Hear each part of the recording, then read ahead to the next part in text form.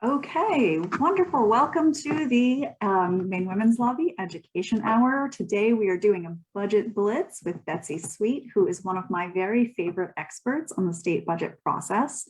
So welcome folks who are joining us in the Zoom room. Welcome to the folks who are joining us on Facebook Live. We are happy to have your questions and comments. You can drop them in the chat here. You can drop them in the chat on the Facebook Live. And we would love to know what you wonder about the state budget.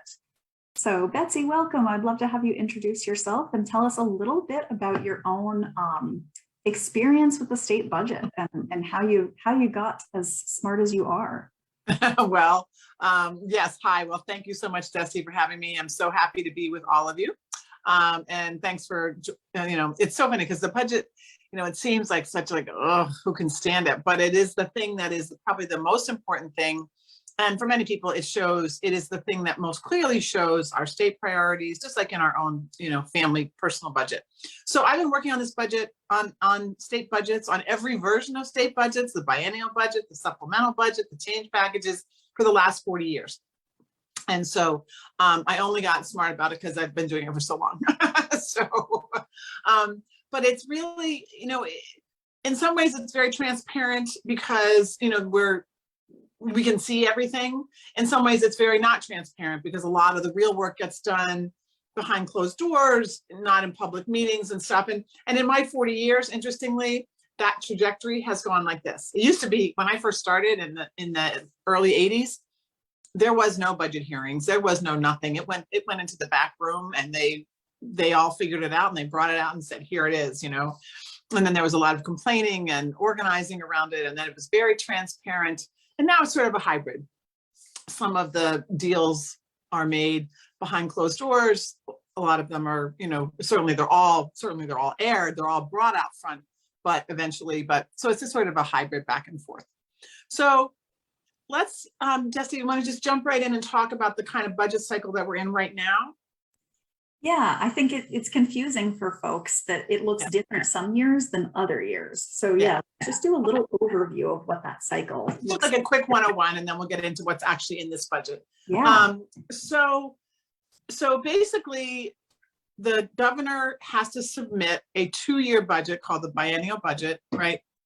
And that happens in the first year of a legislative session. So it gets introduced usually January, February.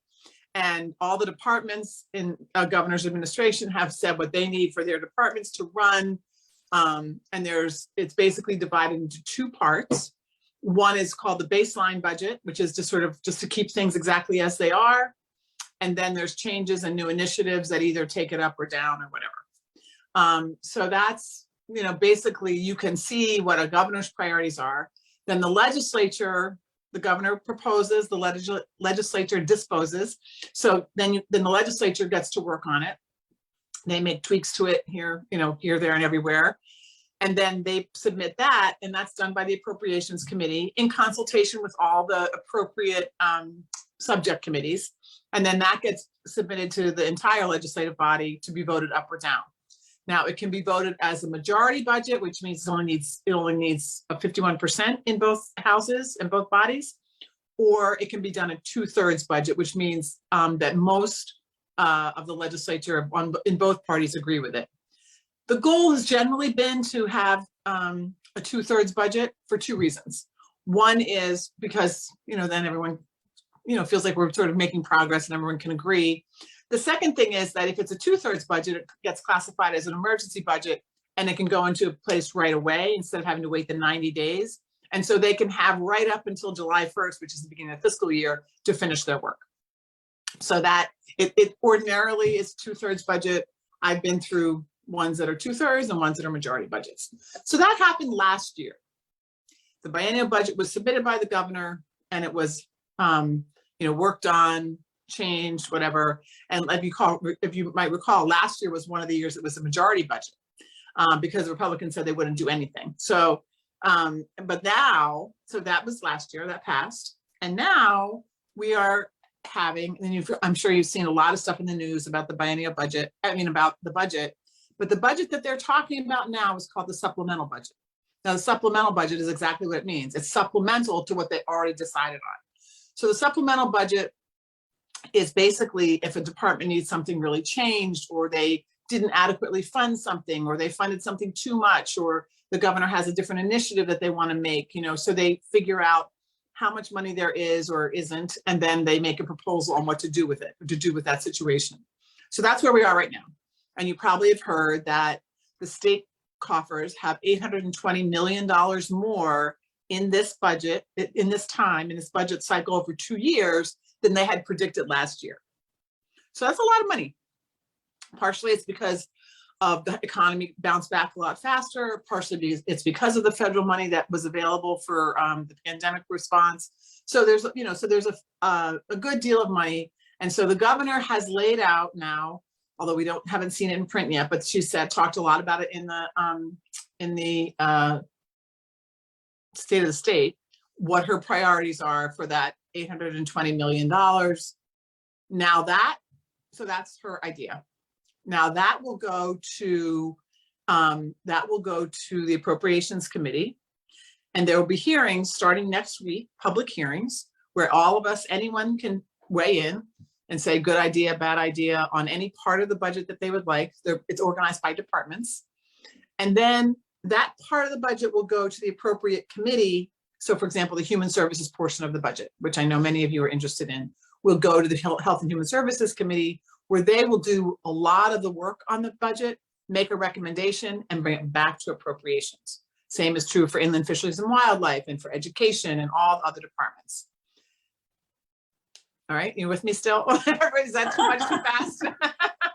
So this year, the first year is the total 2-year budget. The second year is sort of corrections and navigations around that. Right, exactly. And I knew based on either we have more money or less money. Now, most of my years, in my 40 years, the supplemental budget has been because we have less money. And so it's been more cutting or more, which is really hard. This year, it's awesome because we have more money now. Yeah. So anyway, so that's what's going to happen. The hearings will start next week, and then those will be worked on, as I said, by the committee. And then what happens is all the committees funnel everything into the Appropriations Committee. The Appropriations Committee weighs everything against each other and looks at final numbers and all that stuff in conjunction with the leadership of the House and Senate on both the Republican and Democratic side. And then that's where that intense negotiation happens, and tempers usually flare, and you can really see the priorities conflicting sometimes. And although certainly that happens a lot more in the baseline budget than here. So anyway, but we are now set up and we have some ideas about where certainly where the initiatives are, but also where some of the tough points are going to be. So that's the process we will enter in starting next week. And then, they'll be finished. They're supposed to get out of the legislature by the middle of April. So they will get out, obviously the budget has to be done by then. So it's a pretty quick turnaround. And it looks like they're going to head for a 2/3 budget. So, if they weren't going to do it, it would have to be done by the end of March. So that would be even quicker. So, but it looks like there's going to be a 2/3 budget. So for the supplemental. So the big shape of the budget then is, it seems that it happens in stages. There's sort of the big outline of it, and then it gets sort of further and further refined until you arrive at the budget point. Yes. And is it fair to say that the big outline is really by the governor and the departments first, and then moves into the committees of jurisdiction? So the labor committee does their work on labor issues, the agricultural committee does their work, and then it all goes to appropriations. So it's sort of narrowing down into a funnel. Yes, exactly. That's exactly right. And I would say that even the governor, whoever the governor is, and I'm going to make up this percentage, so it's not accurate, but about 70% of the budget is pretty set. How much we give to our towns and cities, how much we do for our schools, how much we do to keep state employees employed, how much we do to, so there's not I mean, there are tweaks on that, but a lot of that. So there's really not that much, wiggle room in terms of new initiatives and stuff. But there's, obviously there's some. So anyway, so that's even within big budget. But now it's all wiggle room because this is money that they weren't anticipating. And so they can fix things that they didn't fix or fund things that they decided not to fund last year, or they can have some new initiatives. So and tell us what that looks like. What seems to be on the table this year, and where are the yeah. So there's a couple of things that are driving this. First of all, it's an election year. So everybody's trying to guess what the people of Maine want in an election year. And that's on, everybody, both sides of the aisle and at every level of government. And they're trying to do what they think will be politically popular, as well as, good for the state. So, and so I think this year, the number one thing is, let me say, the other thing is there's a little bit of a question. So we have this $820 million surplus. There's a thing called, is it one-time money or ongoing money, right? So one-time money means it's like the federal money that came in for the pandemic. Like that was one time, most of it was one-time money. Like we were going to get this little shot in the arm to help us through the pandemic, but we couldn't count on it going further. So that really makes a difference on what you are going to fund, right? You're not going to, and so there's some discussion about this 820 million of, is that one-time money or is that ongoing money? And the reality is it's both. I mean, some of it's one time, some of it's both. So some of it's going to be ongoing. So anyway, so what we've heard from the governor and is that the centerpiece of this budget, which is something that the Republicans have also asked for, is to return half of the $820 million to the taxpayers of Maine. Now, the exact way that will be done, I think, is yet to be seen, but it looks like the idea is $500 checks to every taxpayer. So there's already a lot of talk about from a number of quarters saying, the person who is doing fine and has a lot of money and, didn't get impacted does not need a $500 check. Whereas the, single mom with kids who was struggling, who lost her job, has to stay home because of pandemic childcare and all that. So I think that's going to be refined, but I don't think that there's a lot of disagreement that some of this money should go back directly to taxpayers. I think the how that's going to happen and to whom and when and all that kind of stuff is way up for grabs. But I think so that's a piece of it. So that's like the biggest chunk of it. Now, I personally have an opinion about that, which I'm happy to share if you want. And then I said, we may share that opinion. Well, I just think, I think paying taxes and this money that we brought in is the price of democracy. And so we do it so that it gets distributed in a way that is the most helpful for the most people and the most people in need. And so to me, just to write random checks to people, who, when we have people, when we need money for paid family leave, when we need money for drug overdosing and in the opioid epidemic, when we need money for mental health services, when we need money for childcare, so I think, so to me, there's a better way to do that than just sending out random checks. But, and I'm not alone in that opinion, but we'll see what happens. The second big initiative that the governor has is making community college free and helping with loan forgiveness for people who have already gone to college. And that's a big chunk of this money too. So it's going to be free for 2 years, the community college system. Again, the specifics of how that's going to happen exactly and who's going to be eligible. And is that just one time or is that ongoing? Is it a shot in the arm to get workers into the economy now? That's all going to be played out. So that's, and the third big initiative is childcare. And so there already was in the biennial budget, there was a lot of money that was given for childcare, but this is to help childcare workers and to make sure that people can access affordable quality childcare. So as I look at the budget, those are the big initiatives. Those are the big things. And then, and the fourth thing, what am I on? Fourth. The fourth thing is to put more money in the rainy day fund. And the rainy day fund is a fund that just sits there in case we need it. Now, there are some who would argue that we are in a rainy day, like in the pandemic and a time when there's we have a serious worker shortage, that we are there. But anyway, so that's, and then that's a big, to me, it's like someone, if I came to you and said, oh, Jesse, you should see, I've got all this money in my savings account, and you looked over and my roof is falling in, like, I don't know, you wouldn't say, oh, Bess, that's awesome, right? You'd say, why aren't you fixing your roof? So anyway, so that's one of the other fourth pillars, I think, of this budget. I think that's certainly, our feeling is, I think that the savings is what helps you, just like with personal savings, having some savings is what helps you from accidentally falling in an even bigger hole.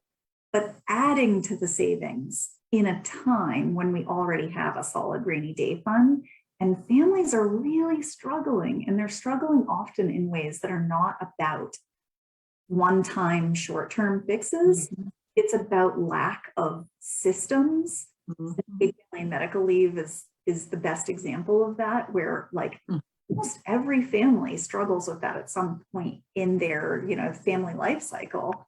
And only a large statewide system can solve that problem.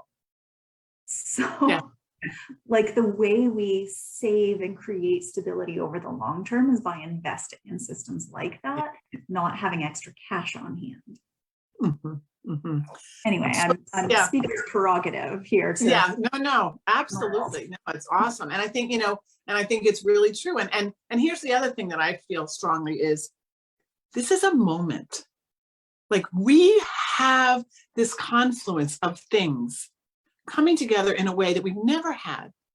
We have extraordinary exposure of the needs in the system. Family medical, paid family leave, childcare, mental health services, education. Like the pandemic has exposed and put to light a lot of things that were already a problem, but are now like, huge. So we have need. It affects almost everybody in Maine. There are very few people who are unaffected by one of those needs. And we have money. And right now there are one party that controls all three bodies of the government.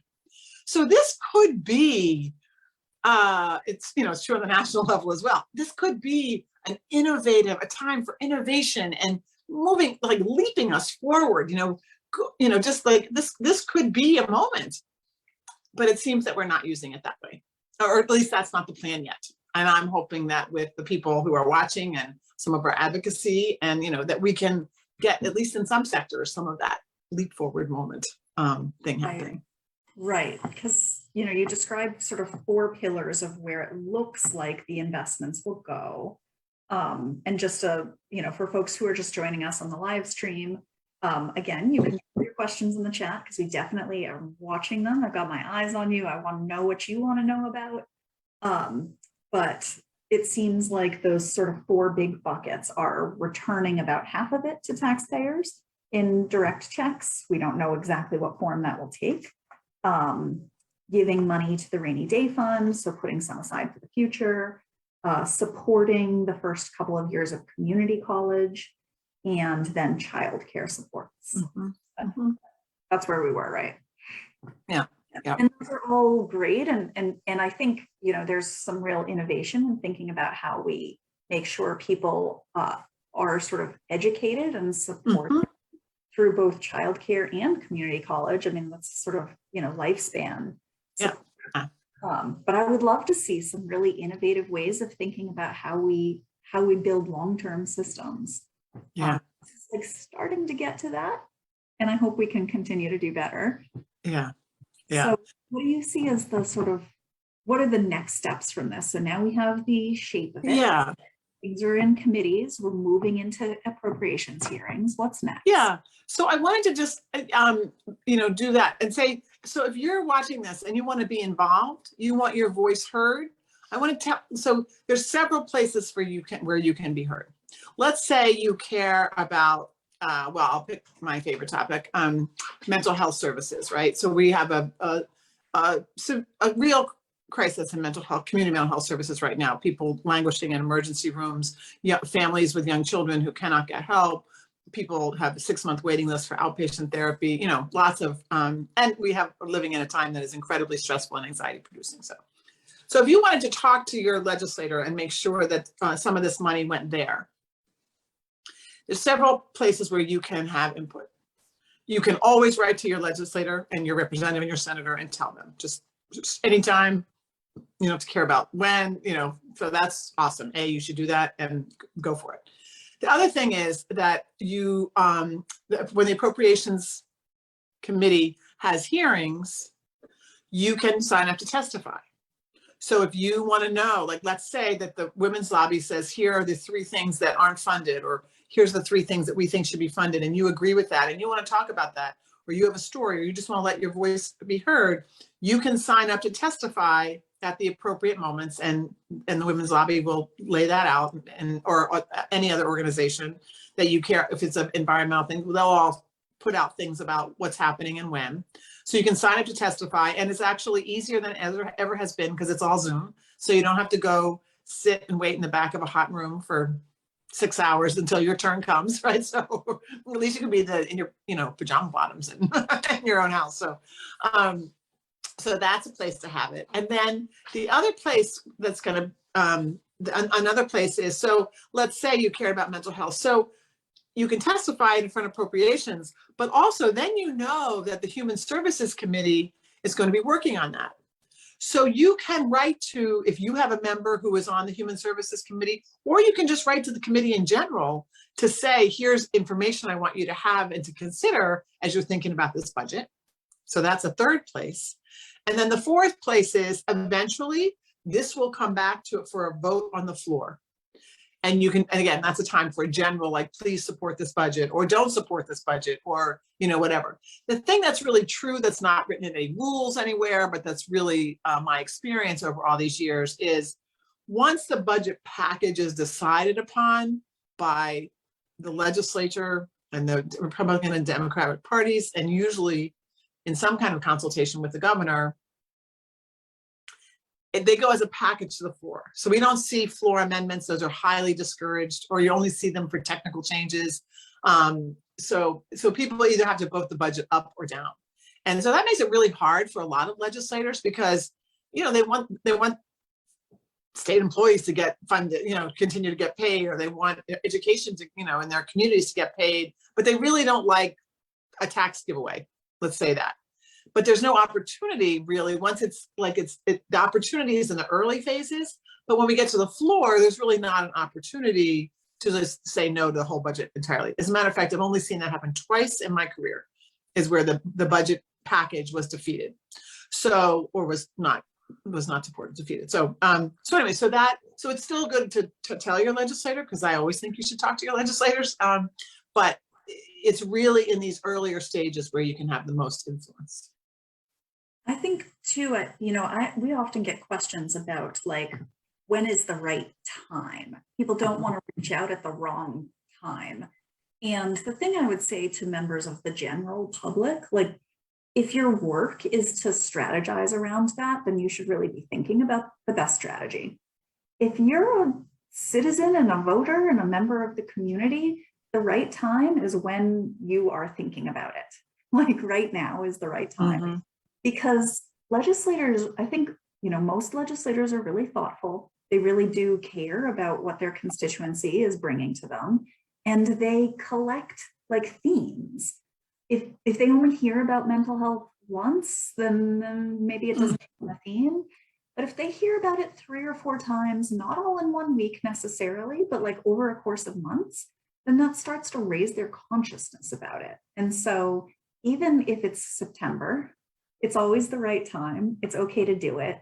But particularly if you're talking about investments and budget and money, earlier is better.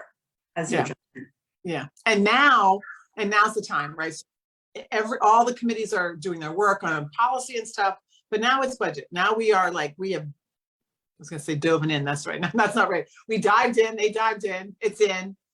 The budget is, the budget has been set. It's you can find it on the Bureau of the Budget at maine.gov. And then, this is the time, because this is when it's starting to roll. This is when people are going to start to make changes or have their opinions known, or committees are going to weigh in or whatever. So this is a really important time to be involved.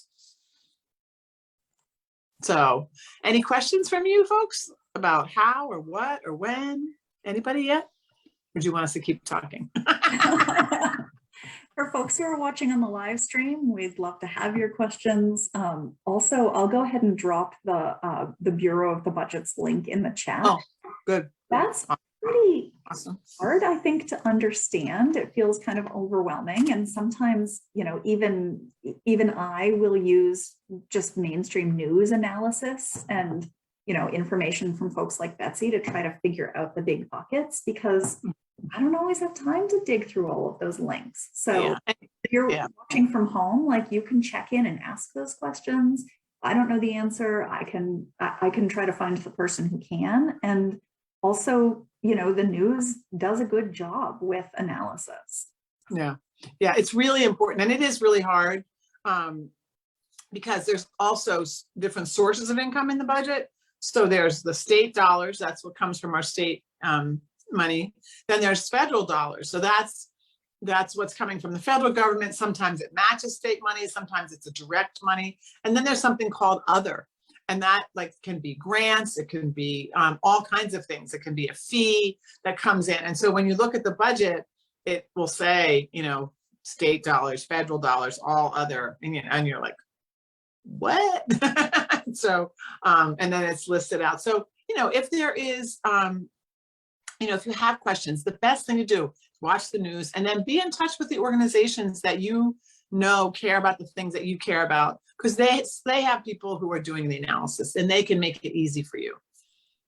I think that is great advice that I often tell people. Sometimes just the advocacy organizations are your best conduit or your best route to analysis. We do have a question here that if I'm interested in a specific aspect, how do I find what committee will be hearing testimony and when? And so again, you can reach out if you're interested in housing issues, you can reach out to, the Quality Housing Coalition or something like that. But what else would you offer to someone who's interested in a particular issue or particular? Yeah. So the committees are pretty self-explanatory. So Health and Human Services deals with all health and human services stuff. Labor and Housing deals with workplace, labor issues, housing issues. Inland Fisheries and Wildlife deals with, issues around our state parks and gaming and, animal gaming and hunting and, and so it's not totally 100% like that. But so if you don't know let's say you care about,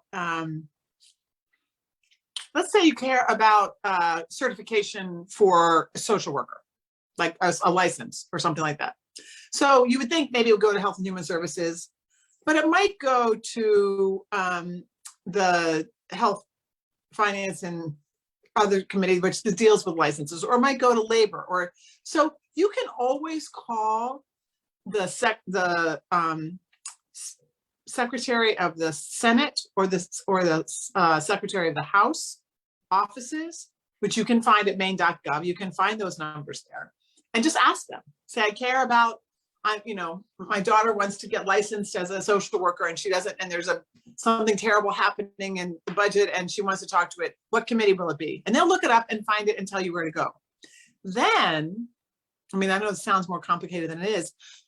It is printed usually in the paper, but it's also at maine.gov. You can look up there's a legislative calendar, and every week it gets printed and it tells you what bills are going to be heard. You can also go to that same link that Desi just put in there, which is maine.gov/legislature, not budget.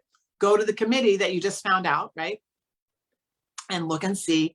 Or you can call the committee clerk and say, listen, I'm really interested in this part of the budget. When is that going to be heard?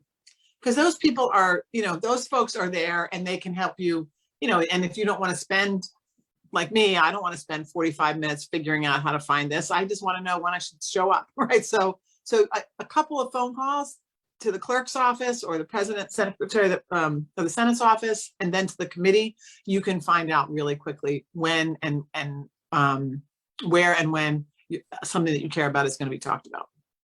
And if you're worried that like calling the clerk seems weird, I can assure you, you're welcome to call us on issues of gender equity or, the Absolutely things. But I'm going to tell you, like, I call the clerk and say like, hey, I can't find an answer to my question online. And they just tell me, and they're happy to do that. So. Yeah. I'll also remind folks too that at the mainwomen.org, we have a citizen advocacy toolkit with information about like how-tos, little 2-minute videos on how to navigate the legislative website, how to find calendars, how to find schedules. I don't have a question about how to find a clerk and when you would call them, but I could totally do that in like 2 minutes. So I think that's a good idea. Yeah. So I will drop that in the chat. And if there are questions that are not answered over on that toolkit, let me know, and I'm happy to try to answer them. Yeah. Yeah, it's really important. And, again, your organizations that you care about, they, or the issues that you care about, there's probably, I can't think of too many in which there's no organization that is following it. So just finding that, and every organization like the Women's Lobby is more than happy to say, oh my gosh, yes, we're following that, or here's where or find out for you. So I would not be shy about that. I think one of the things that happens in legislative advocacy in general, and I think it's really triply true in the budget, is that people feel like, no, I don't know enough to have my voice heard, because I actually can't, I don't know, I don't even know what questions to ask, or, like we feel like I need to know everything before I can even start to talk about this. That is so not true. That is, your voice is so important. And because we are a citizen legislature, I work with these folks every day. A lot of them don't know either. And so you are really an information source for them. And if you care, and they really want to hear your personal story, which is your story, or is your passion. It's your, whatever it is you. And they want to hear that. They need to hear that. So that's a really important piece to know, that you don't have to know everything, and you just want to have your voice heard, and that's really, really important and good. Yeah, and we need you are the expert in your own experience. Exactly, 100%. Yeah. Anything else that you feel like people should know about the budgets and the budget process? Well, I think this year it's going to be, I guess I would say that I think this year the biggest fight will be, a disagreement is about these $500 checks. So if you have an opinion about that, like I have had people literally stop me when I'm walking my dog and say, who do I tell, Betsy? Who do I tell? I don't want a $500 check. I don't need a $500 check. I wanted to go to my school, or, my kids' schools, or I wanted to go to mental health, or I wanted to go to paid family leave, or I wanted to go to, and so I think that's something that we need to pay attention to. And then the other thing that I didn't talk about that I want to mention, because it involves paid family leave, is another way. So another funding source is not just the budget, but any bill that's going to cost money, right? So it has a fiscal note. That's what it's called. If they and the department or somebody has said, oh, if we're going to do this, it's going to cost us money, and whatever the amount of money is. And so that goes through the legislative process, normal process. It goes through the committee of jurisdiction, and then it goes to the House and Senate. But right before it gets finally passed, it gets put on what's called a special appropriations table. So that means this bill only goes into effect if we provide the funding. So last year, they basically took all the bills that needed funding, the vast majority of them, and just left them on the table. So now there will be an opportunity. There's two ways to have it happen. One is that after the budget is all put to bed, and and the supplemental has been passed, there's a certain amount of money left over, or let's say there is, right? Let's say there's $100 million left over. That's very generous. Usually there's like 5 million or 10 million. And then they look through all the bills that are there from every committee, and then they decide what is the priority, and they're going to pull those off and fund them. Well, it's usually not very much money left over, and there's usually this many bills on the table and only this many are going to get funded. So it's very tough to get something funded off the table. So instead, and this is one of the jobs of those of us inside the building, is we try and say, hey, before you put that budget to bed, will you take this bill off the table and fund it and put it in the budget? So we don't have to, so the money, you take the money from the budget money and not from the table money. And that's another way that things are going to get funded.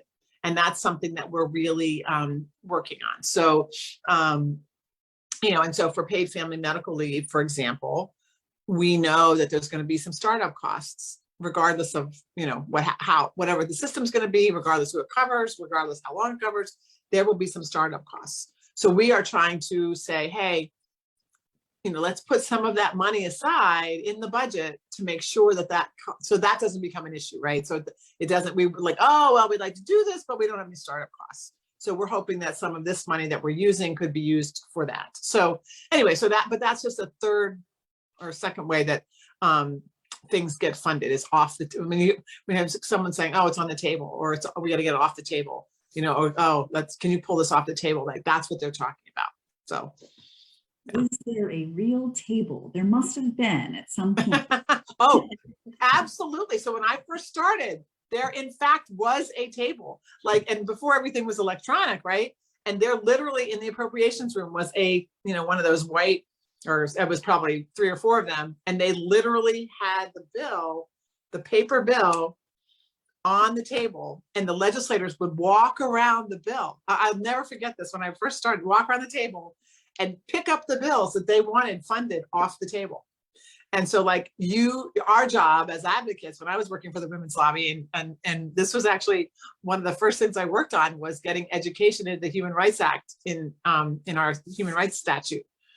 And it was going to cost, I don't know, $25,000, some relatively small amount of money to have additional staff time to do this. Right. And so I had to make sure that as they were doing this merry-go-round around the table, that one of the members of the Appropriations Committee or leadership, they were involved too, would pick it up off the table so that at least it could be considered. Because if no one picked it up, it's like musical chairs. And then it was like, bye-bye. Those things are all off, that's done. And so, yeah, there in fact was actually a table, and they actually did pick it up off the table. So, I did not. Those were very stressful times.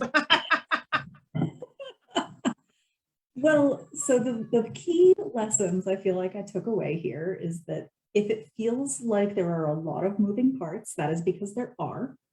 That the moving parts start early, but they continue for months and months as the budget gets closer and closer and more refined to its ending point.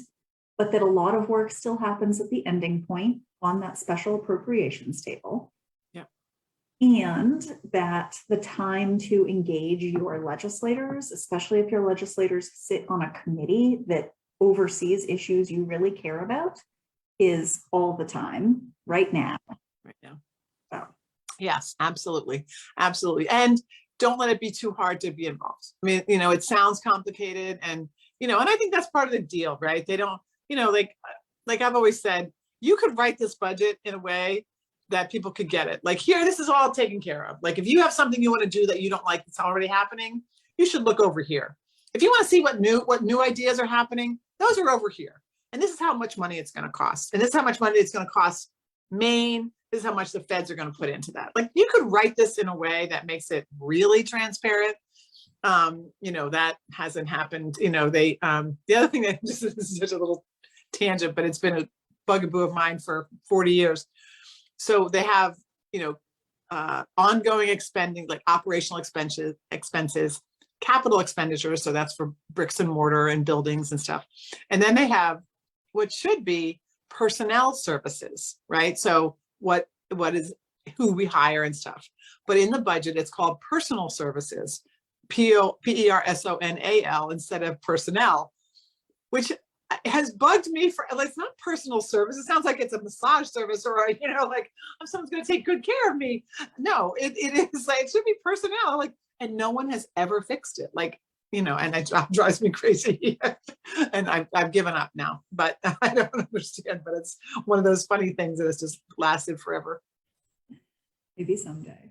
We can all hope for a more plain language, accessible to the humans budget that is actually spelled the way we would expect. So, yeah.